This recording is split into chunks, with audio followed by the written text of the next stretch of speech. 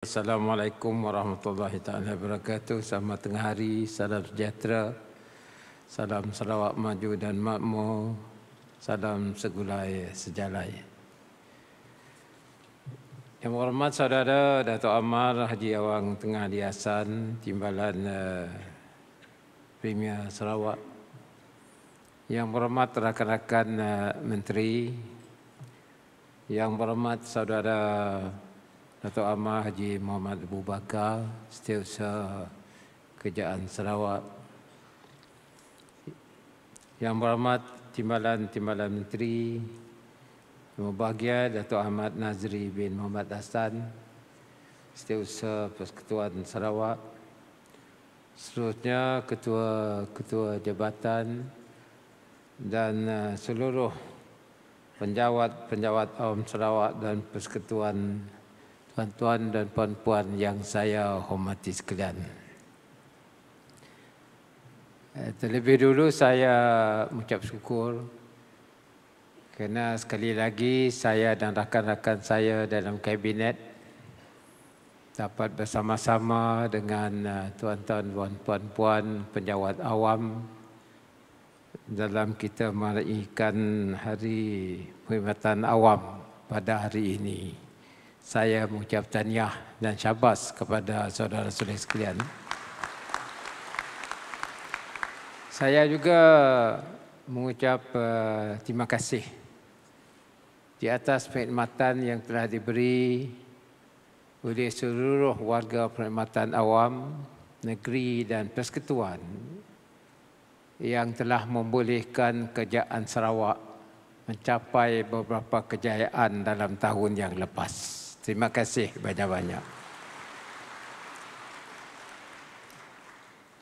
Reflecting on our roots, the goal of transforming Sarawak into a developed and high-income state by 2030, as outlined in 2030 PCDS, has been remarkably advanced through your unwavering commitment.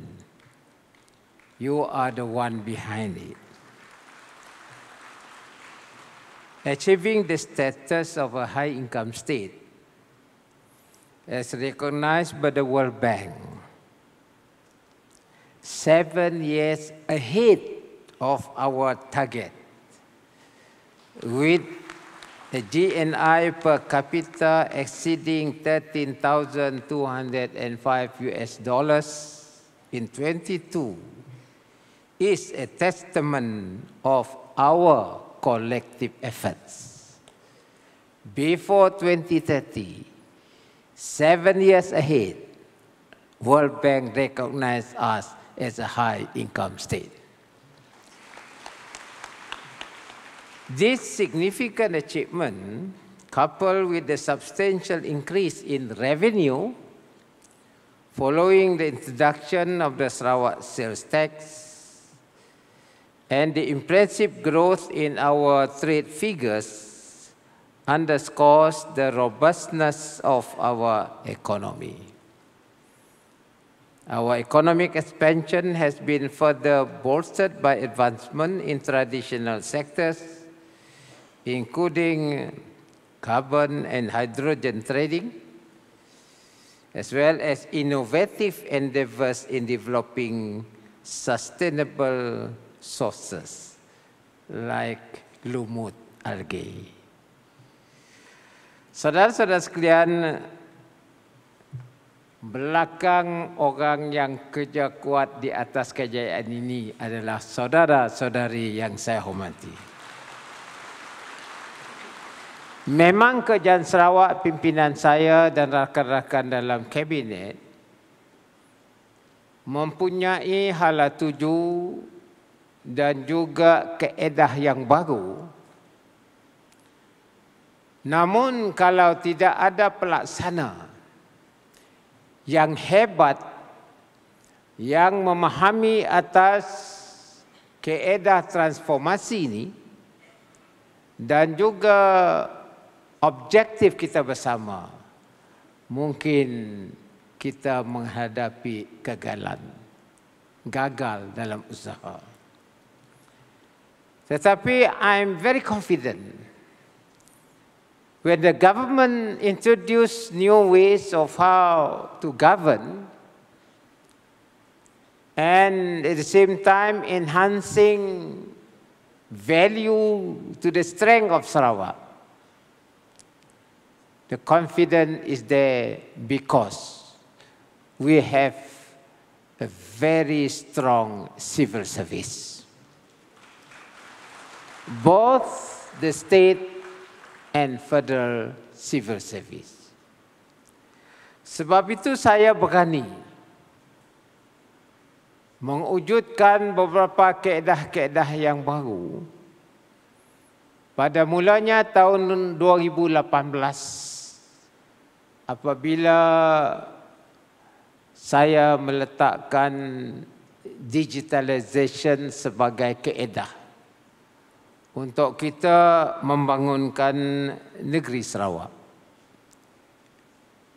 Dan pada masa COVID-19, kita nampak bahawa perkhidmatan awam telah dapat menggunakan kaedah teknologi digital sebagai sebahagian daripada kita untuk menghadapi COVID-19.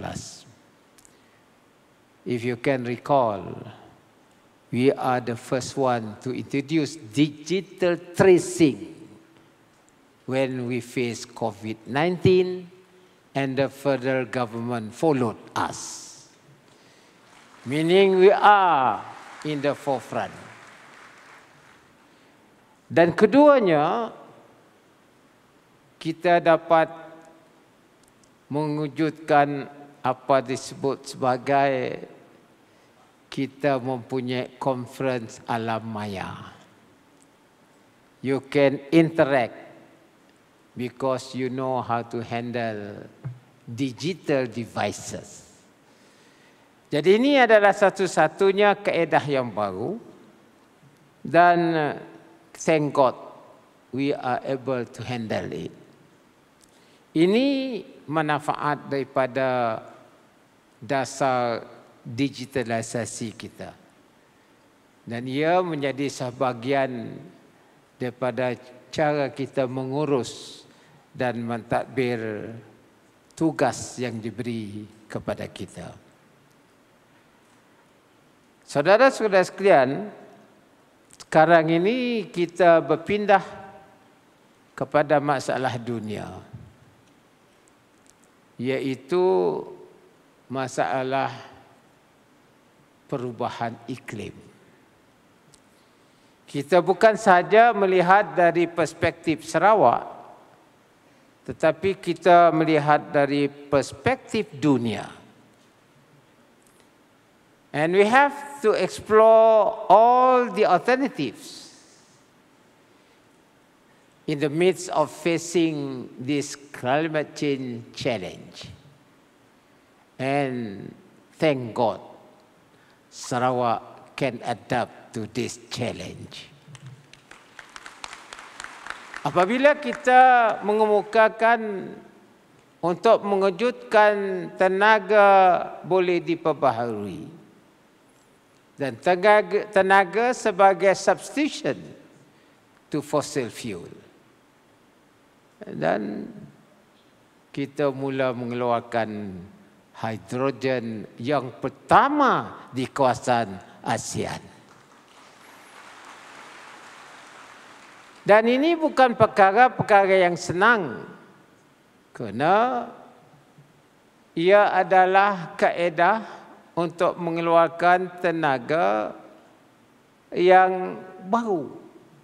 Maka ekonomi kita pun terpaksa ubah kepada ekonomi tenaga hijau, green economy.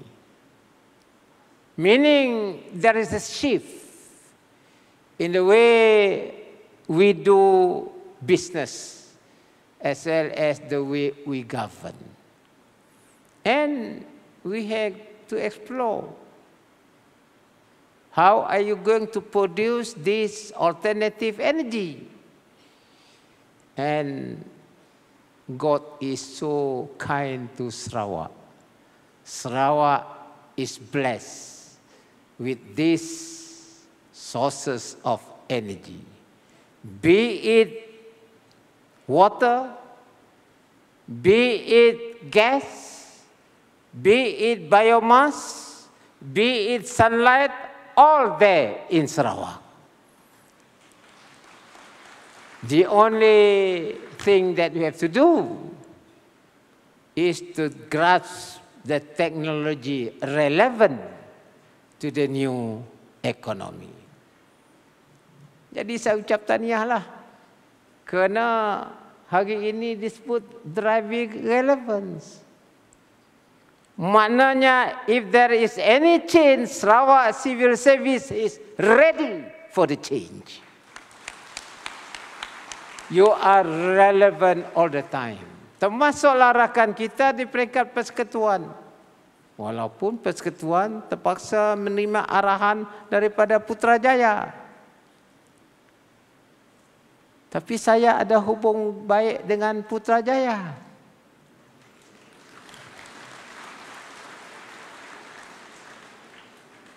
Saya bercakap dengan Perdana Menteri.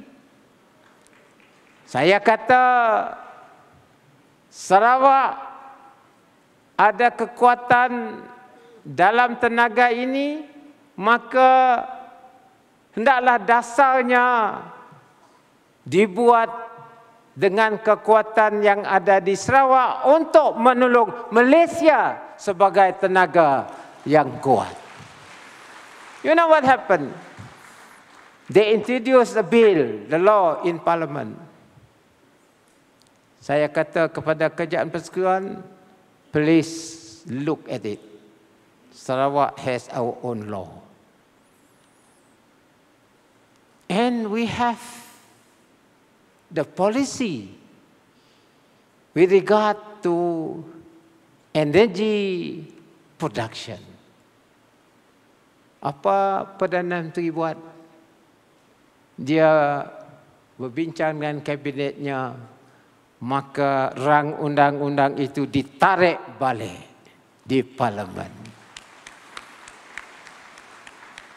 Dan kita terima kasih kerana saudara Fadilah menjadi Menteri Tenaga Malaysia.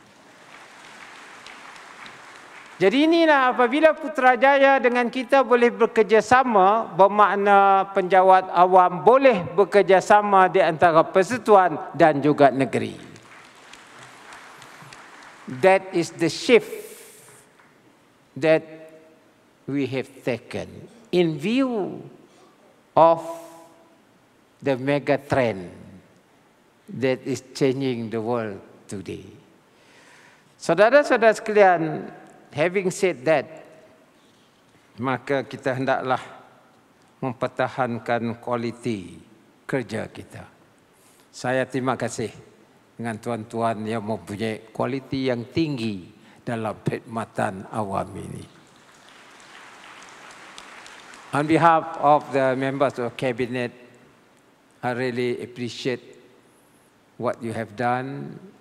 You work together with us as a team and you understand what the government is planning, why the government has certain policy changes, and of course, the target group is the people.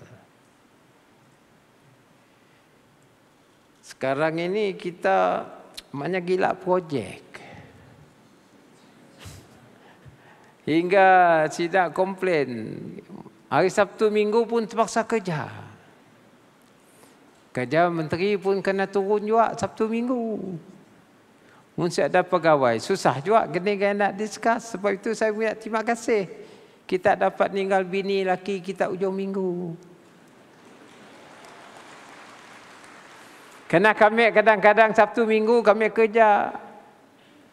Minggu lepas saya di gedung hari Sabtu. Semua turun dengan saya. Tengah di Lawas turun juga. Semua menteri kami ke waktu weekend tu lah dapat jumpa rakyat, muat pegawai terpaksa lah ngikut. Mungkin tak saya ada susah juga kami. Jadi kita ada tim. Perkhidmatan Awam dengan pihak kerajaan bekerjasama walaupun hujung minggu. Jadi inilah apa saya sebut sebagai we go to the ground. Rakyat pun dapat kita jumpa waktu hujung minggu. Lepas kita berjumpa dengan rakyat, Senin, Selasa, Rabu, kita ngohetnya lah dalam ofis. Artinya kita kerja apa yang keluhan rakyat. Kita cari solution.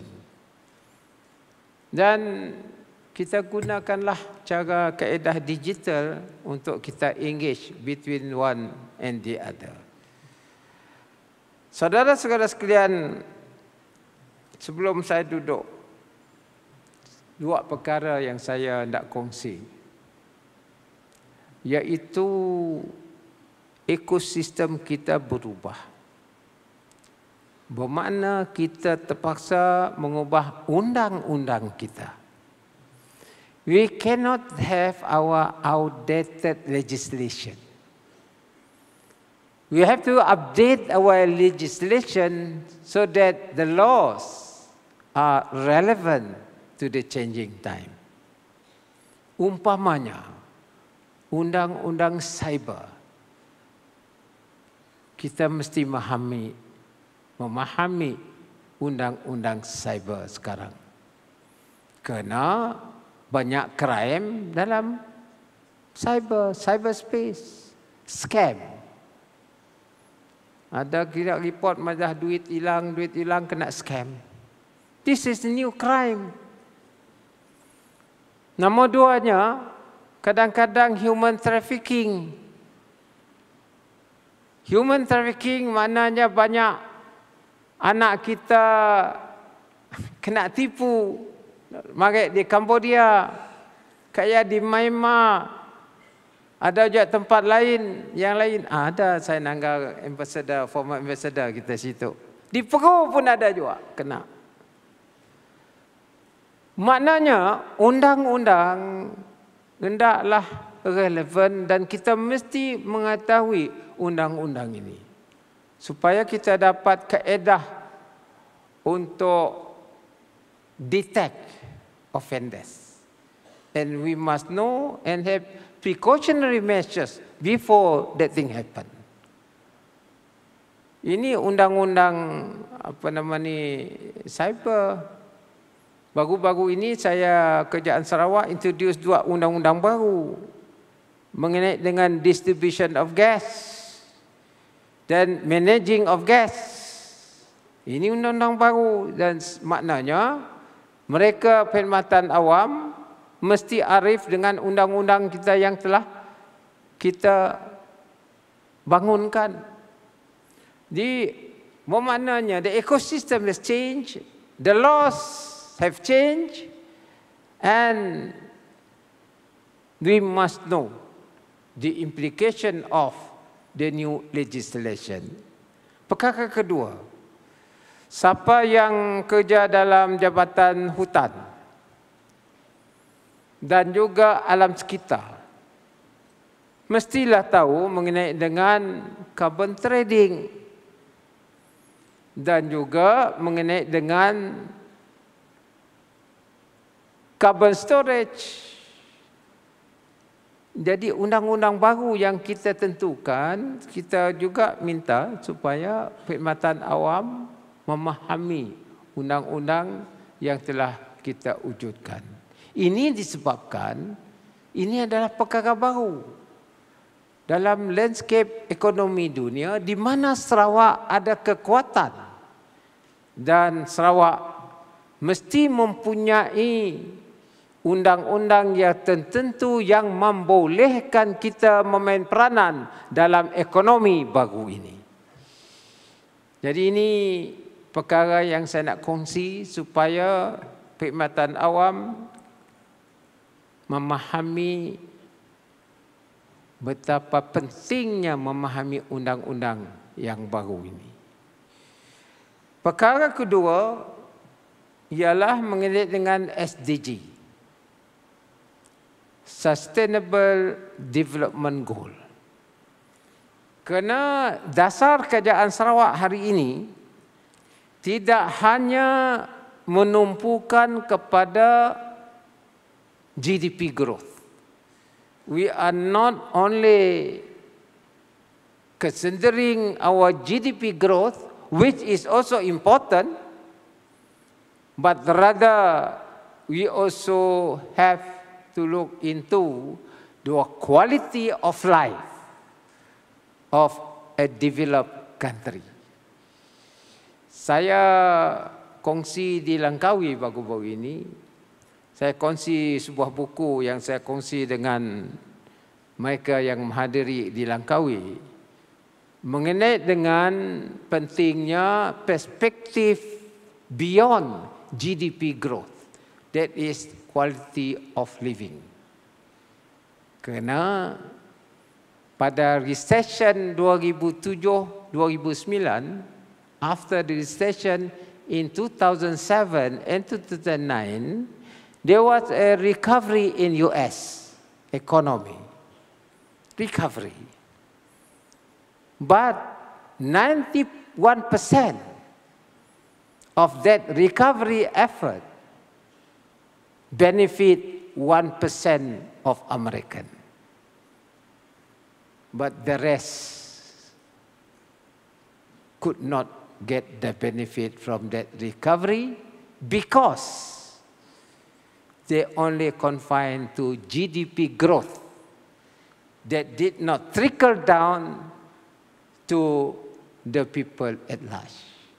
Sebab itu, after that 2007 and 2009 happening in US, the new concept of sustainable development goal was formulated by the United Nations, meaning we go for the quality of life. Sebab itu kerajaan Sarawak sekarang ini kita menumpukan peruntukan kita kepada pembangunan infrastruktur luar bandar, termasuklah bekalan api, bekalan air, jalan raya dan pembangunan ekonomi kampung, termasuklah sektor pertanian. Now we are involved, Dr. Rundi, myself, in agriculture, trying to transform our paddy farmers. Pekebun padi adalah poverty group. Sebab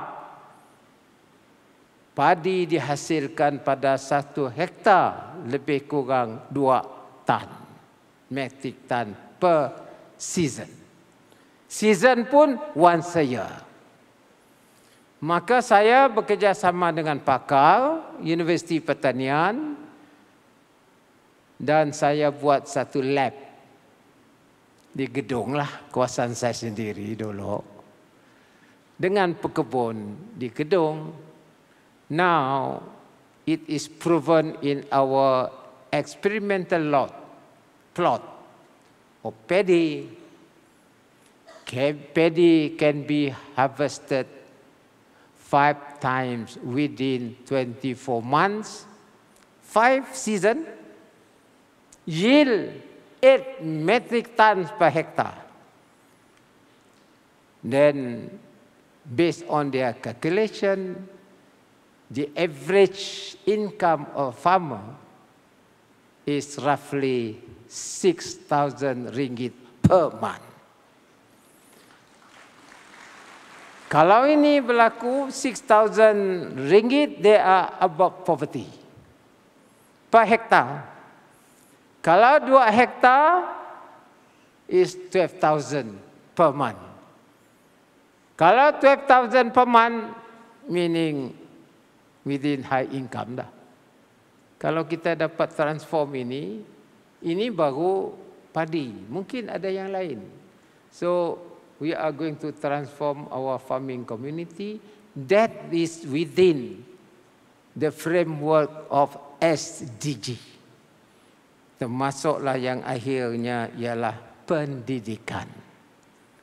If we want to transform Sarawakian, our economy, talent development is significant within the framework of PCDS 20, post PCDS 2019 towards 2030. Sebab itu kami dalam kerajaan, dalam kabinet dan juga seluruh ahli politik GPS, our target 2026, free tertiary education to all Sarawakian in Sarawak universities. God willing, we can achieve it. Sekarang tu kita dah mula calculation dah, cost implication. Tapi alhamdulillah 2023 kita telah dapat kejayaan daripada pendapatan Sarawak 13.3 billion ringgit. With you as the implementer. Dan insya-Allah dalam masa 2 tahun mungkin the figure itu akan naik lagi. Kerana saya ada dasar untuk kita mendapatkan lebih pendapatan untuk negeri Sarawak, the education. At the same time, kita akan memberi balik kepada rakyat daripada social policy kita. Kita tahulah, land and survey should know, and then the other housing people should know. Kita beri B40, M40. Kalau nak beli rumah, depositnya kita bayar 10,000 free to the buyer. Nombor 2, pinjaman accessible to Mutiara Mortgage and Finance. Dan daripada social assistance, daripadanya lahir hingganya mati, kita tolong. Kalau lahir 1,000 dan kalau dia meninggal 3,000. Walaupun Fatimah sekarang ada dasar baru di mana sidak tua madah mudah mati ni dapat nerima 3,000. Dia dah mati dan meninggal. So we have a certain policy where medical treatment to be borne by the government to 60 years and above. Jadi tuan-tuan, inilah dasar-dasar kita, dan saya ucap banyak terima kasih kepada seluruh perkhidmatan awam dalam melaksanakan tugas masing-masing. InsyaAllah kalau negeri kita baik, pendapatan kita baik, dapat kongsilah. Tahun ni atik bonus 2 bulan. Kalau tahun tu figurnya bagus, tentulah. Perkhidmatan awam persekutuannya ada juga bantuan di kerajaan pusat, kita tambah kerajaan negeri. Dolok le 500, tahun ni atik tambah 100, 600. Kalau figurnya bagus lagi, tak kerti lah. Jadi hanya yang kita mahu kerjasama, kerja kuat, one team, one Sarawak, one Malaysia for all of us. Sekian. Assalamualaikum warahmatullahi taala wabarakatuh.